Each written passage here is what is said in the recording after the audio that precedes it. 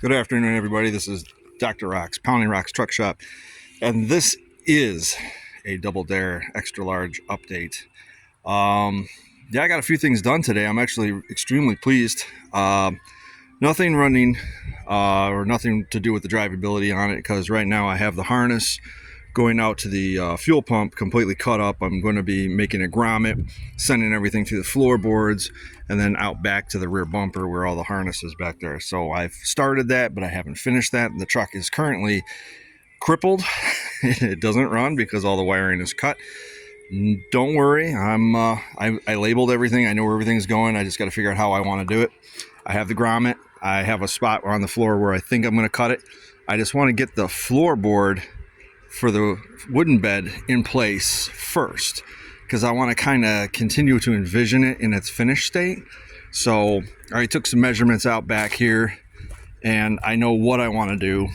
It's kind of similar to what's already going on here, but obviously all the way across. So when I welded this, I wasn't exactly precise, so it deviates an inch. So it's 63 inches wide in the front, 62 inches wide across the rear. So across 5 feet and 8 inches, there's a deviation of an inch. So I've got to try and figure out how I want to shave the wood so it doesn't make it obvious that this is not square. Although from every angle you probably couldn't tell, but as soon as you start putting more lines and things in there, you start to pick up on things like that. So trying to avoid making it terribly obvious, but anybody watching this video will now know that it's not perfect. But I do want to go with 1.5 inches. This is 1.5 inch barn wood, and I've decided that 5 foot 8 inches, so it's a little short of a 6 foot box, 5 foot 8. We'll take it right out to the end of this bed, whatever you want to call this thing, bed rack that has been converted into a flat bed. So 5 foot 8 gets you right out to the edge of this, just above the bumper. And then I'm going to do probably a steel plate across here, a 60-inch toolbox, and the battery box will be mounted centrally inside that 60-inch toolbox.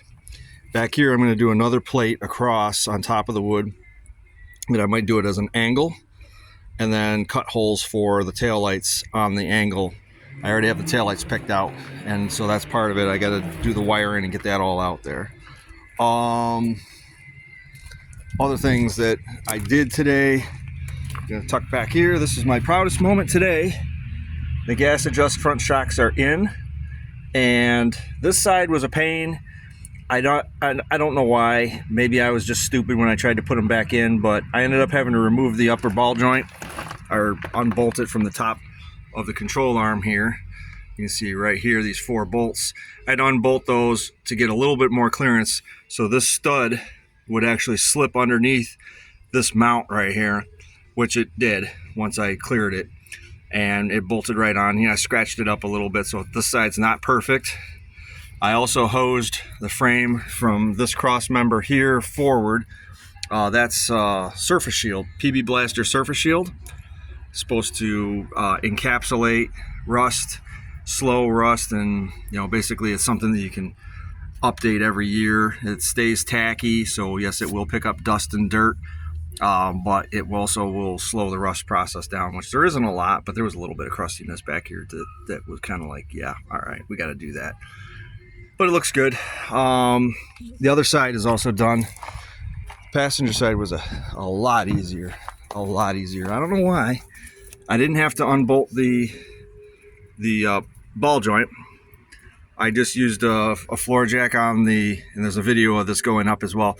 Used a floor jack underneath the frame back here, and then I had another floor jack up front to kind of be able to adjust the upper control, or the control arm. I didn't really end up using it at all, because this just kind of slipped right in and cleared. Just got a pry bar in here, pushed it down, because these don't come with straps on them, so you have to compress them, and good luck doing it by hand. Slipped right in, bolted right in, and then from there I proceeded to surface shield the front of the frame as well. So that's good. I figured I'd show you guys this. This is how I got away with not doing a radiator lift or anything like that when I did the body lift on it. It gives me the ability to also not have to use the hockey pucks to get it up there. So what I did is, the original core support that this truck had was damaged. Obviously, you saw it in the earlier videos. This truck took a hit to the front and the guy wiped it out pretty good. I cut these out, drilled out the spot welds, got them separated from the core support.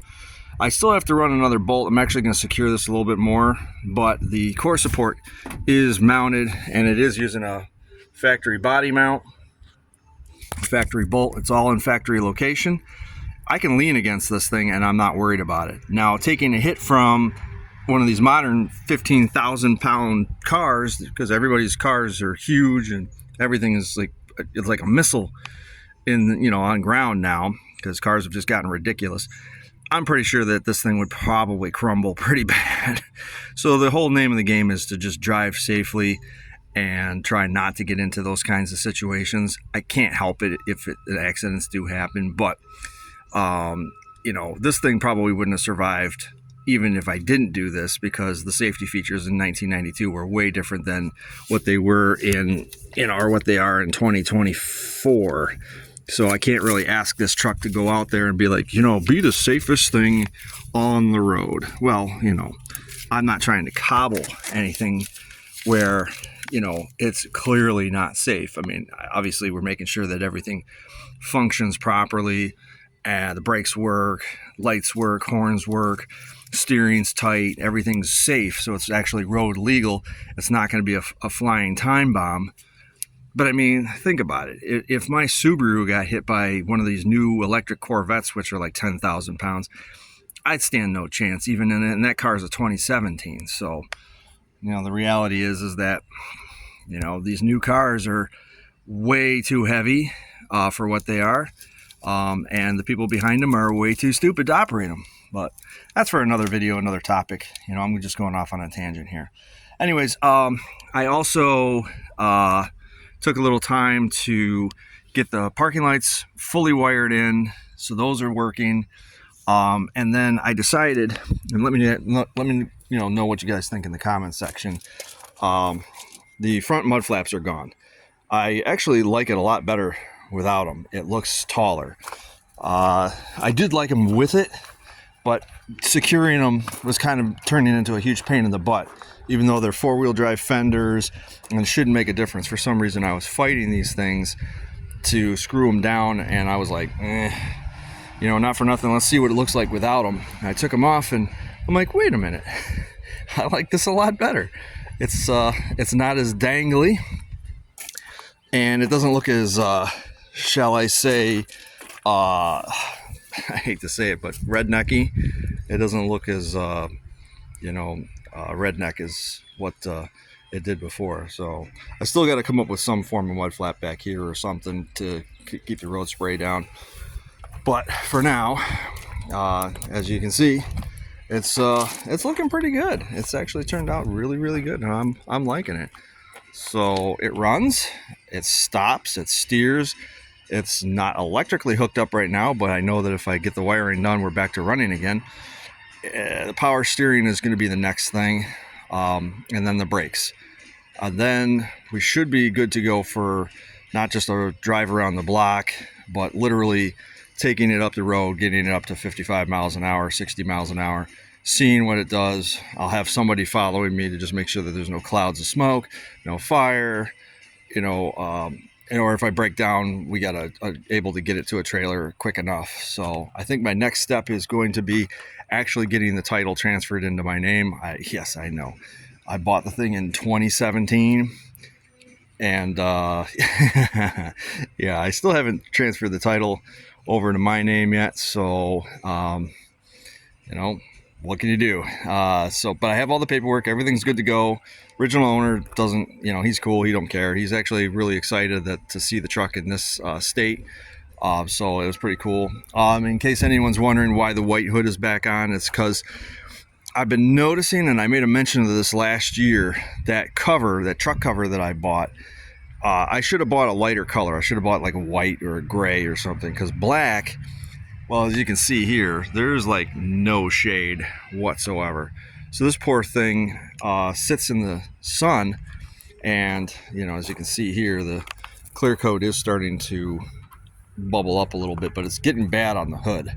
So I took the hood off and I put this on there. Also, it allows me to be able to leave it outside without the cover on it and not worry about the supercharger getting rained on. We had some pretty serious gallons of rain here in the last couple weeks. We even had a tornado a little bit north of me, which is insane, but you know, what are you gonna do? So this is just a placeholder hood, just to keep rain out, and I can, you know, still look at it and walk around it, and it's not a big, you know, black truck cover sitting in my backyard. The neighbors are looking at it, and some of them like it, some of them don't know what the hell to think of it, but what are you gonna do, you know?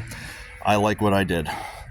So yeah, in conclusion, no more mud flaps.